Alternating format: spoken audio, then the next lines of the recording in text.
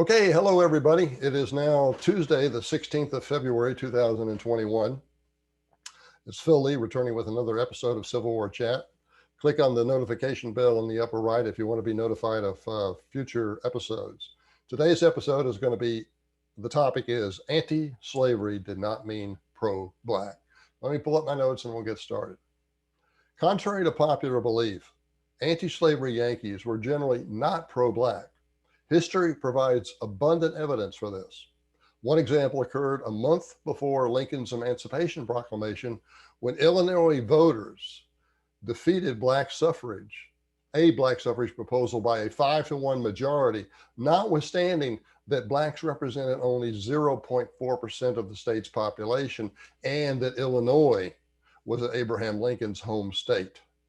0.4% of the population incidentally means four blacks out of every 1,000 residents. Nonetheless, today's focus is on the four states that joined the Union in the decade prior to the war between the states: California, Minnesota, Oregon, and Kansas.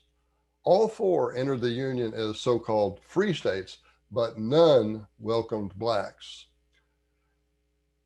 California came in 1850, and although California did not outlaw free black immigration, she made it unpleasant for them to live there. Free blacks could not homestead public land, vote, hold public office, serve on juries, and give court testimony against whites. Neither could they become citizens, use public transportation, or send their children to public schools. 2 years before President Lincoln's election, both chambers of the California legislature passed a bill that would prevent any additional free blacks from entering the state.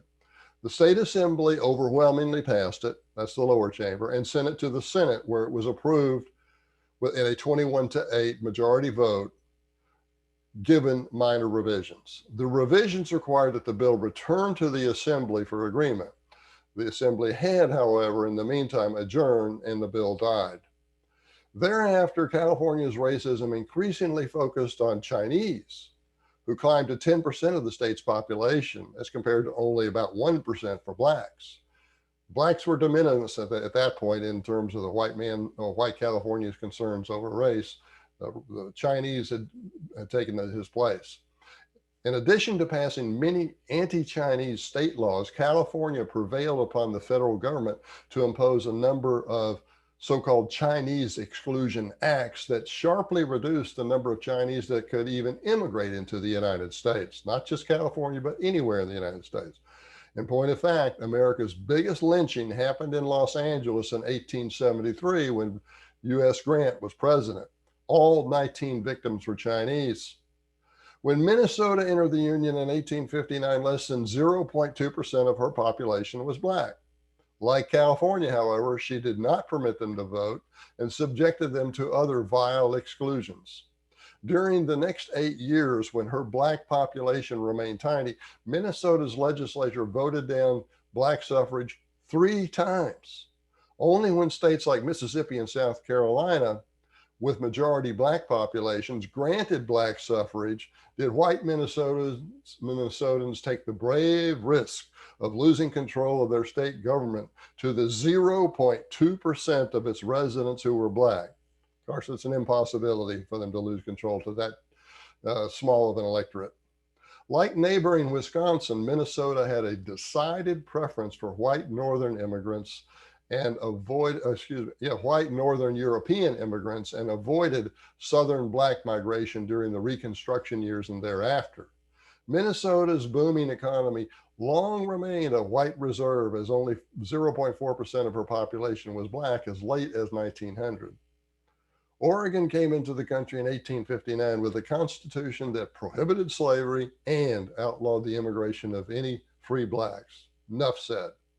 Although Kansas joined the USA as a free state in 1861, shortly before the war broke out, her history reveals anti-black prejudice. State historians have labeled the period between 1855 and 1858 as, quote, bleeding Kansas, close quote. The standard narrative portrays New England immigrants heroically fighting against Missouri's so-called border ruffians to ensure that Kansas soil would never be tainted by slavery. Missouri happened to be a slave state, and so they wanted to keep the Missourians out. In truth, there was little blood spilled during the bleeding Kansas era, and most of it was that of pro-slavery settlers, including those that didn't even own slaves. In reality, Kansas's first free state constitution, known as the 1855 Topeka Constitution, went beyond outlawing slavery. Like Oregon, it also prohibited the immigration of free blacks. After Lincoln was elected president, Kansans realized they must drop the provision against free black immigration in order to avoid embarrassing the Republican Party. Nonetheless, Kansas remained firmly anti-black. When a postbellum cotton crop failure in 1878 prompted Southern blacks to attempt a migration to Kansas, many were turned back, and those that arrived did not stay long. They were as unwelcome as the Trump family at a Maxine Waters restaurant, and that's about as unwelcome as one can be. In sum, the Northerner's claim concerning his desire to stop the spread of slavery is a misrepresentation. His true objective was to keep blacks quarantined in the South. That is the truth, not talked about by today's historians. The euphemistic explanation is a largely, but regrettably, successful effort to demonize American Southerners and glorify Northerners. Now, let me put my notes down and take a look at myself at in the screen. Okay, as you're aware, I'm fighting against the misrepresentations that are being made about the South historically, and as you also know, everything is against us. The media is against us. The Academy is against us. The publishers, the book publishers in New York, the academic book publishers, they don't want to hear anything that doesn't conform to South bad, North good. That's it. That's all they want. So what I'm going to be doing is, what I do have, well, I don't have any of that. What I do have is you. And I have faith in you. What you can do is buy my books, and I'll continue doing what I can to turn the tide. Causes of the Civil War is my latest book. It covers a lot of the material that is in this brief video. Causes of the Civil War by Philip Lee.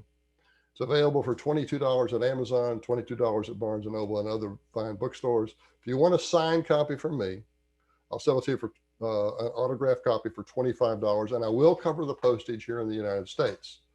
But you got to email me, Phil, P-H-I-L _ Lee, L-E-I-G-H, at me.com. Now, additionally, I'm going to be putting more of my content into a new website where we're not vulnerable to the cancellation of Facebook or Twitter or whoever is in charge in Silicon Valley. So the only difference is that to get that content, you'll have to be making a $5 donation, a minimum $5 donation per month, and that will be at locals.com. So that's where I'm headed. I have confidence that you can benefit from my continued work in this on this behalf. But anyway, I don't know what I'm saying, but that's what's going to happen. Is going to be happening. And thank you for watching. And for Phil Lee, I look forward to seeing you next time.